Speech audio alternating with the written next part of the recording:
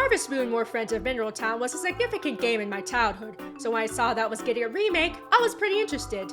And even though it's been a while since its initial release, I still want to talk about when I had the chance to play it for myself. Even though this is a remake of a game that came out way back on the GBA, this actually isn't the first time we've interacted with this particular cast of characters. The Friends of Mineral Town games are handheld versions / remakes of the Back to Nature games for the PS1. And those games are remakes of Harvest Moon 64 for the Nintendo 64. So these faces are among some of the most recognizable in the series, at least to old school fans. Although despite how often these games have been remade, there's actually quite a number of differences among them that make them unique from each other, so let's see how this one compares. While Story of Seasons Friends of Mineral Town is a remake of the GBA entries, the prologue is taken straight from Back to Nature. There's a flashback of your characters spending a summer during their childhood on their grandfather's farm, which you have now inherited as an adult. So there's no introduction where you can brutalize or proxy murder Mayor Thomas. I guess Marvelous decided to limit their violence to their Rune Factory games. If you've played any of the Mineral Town games, then a lot of this will seem pretty familiar. The map is almost identical to what we're used to, and pretty much all of the cutscenes in the GBA games are here again too. Even the gameplay mechanics are close to how they were originally. But for as much as things are familiar to players of the originals, there's just as many things that are fresh and new. The most obvious are the visuals, which have received a complete overhaul from many of the previous entries. The characters have gotten a makeover as well, with some going through more dramatic changes than others. In particular, the bachelors and bachelorettes have all been prettied up. And I do mean all of them. They somehow even made the Kappa a pretty boy. While the original designs of these characters are iconic, I do think these redesigns are all quite nice looking, even if there are a few things I miss from the old designs. The soundtrack has been rearranged as well, giving the music a fresh coat of paint. While my favorite arrangement of the soundtrack is the Back to Nature version, this new rendition sounds very nice too. There's also new seasonal music that plays during weekends and holidays.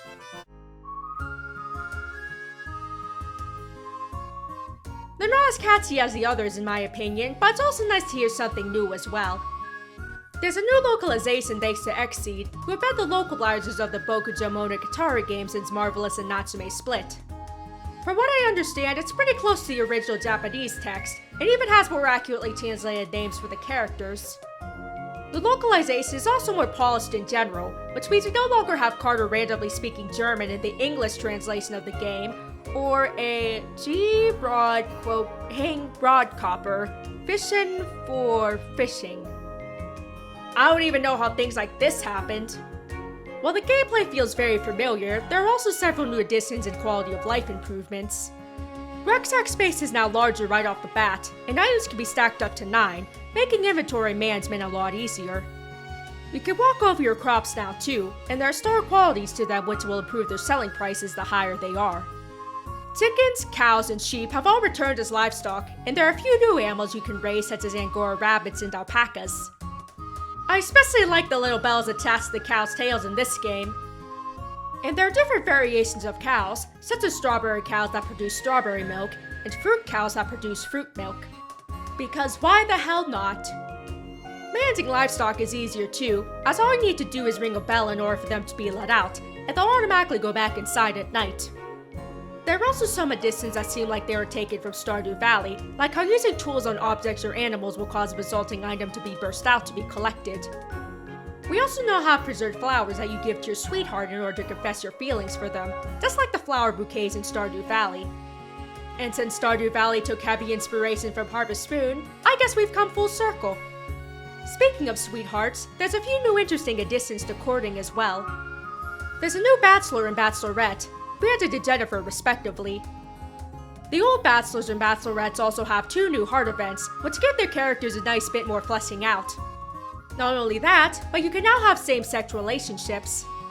Personally, I decided to go with my old flame, the Doctor, who is back to not having a real name. I don't know why they never originally gave him a real name, but I guess that's just how it is. And yes, rival events are back, but unlike the GBA games, they'll never get married, which has been around for a while in the series. Apparently, this is because Japanese players felt bad about stealing one half of a rival couple and leaving the other person without a partner. So now instead of potentially only one person being forever alone, now almost everyone gets to be forever alone. Regardless of who you marry, a baby will eventually enter your family. And if you married one of the bachelors, the baby will lay perfectly still in bed as its unblinking eyes stare eternally into the void.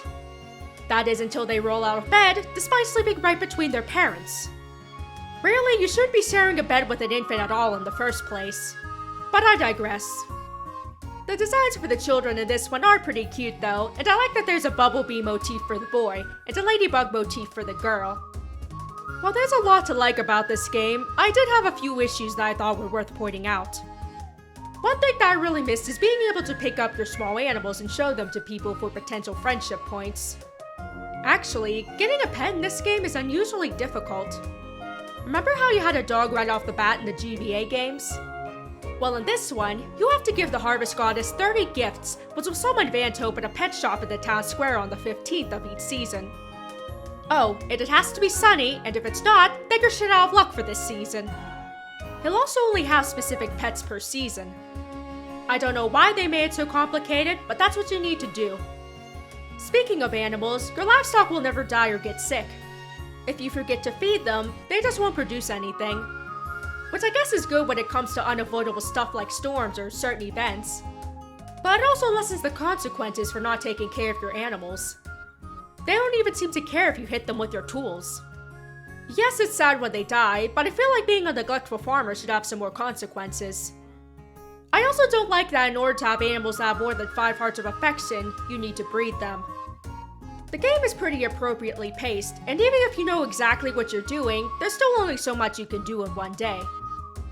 However, for some reason, the rate in which you gain affection for a bachelor or bachelorette happens very quickly. I even somehow got Ellie up to a purple heart even though I barely spoke to her, and never gave her any gifts.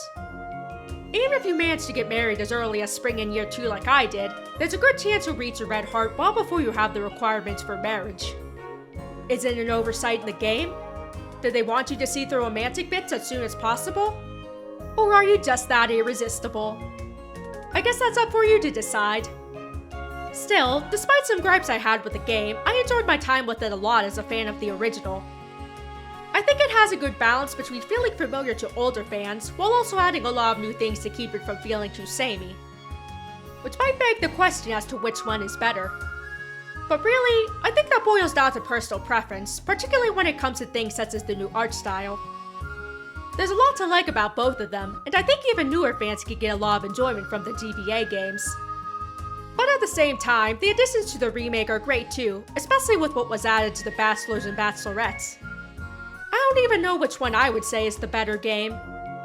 But regardless of whether you're an old fan or a new one, I would say this newest remake is worth a try.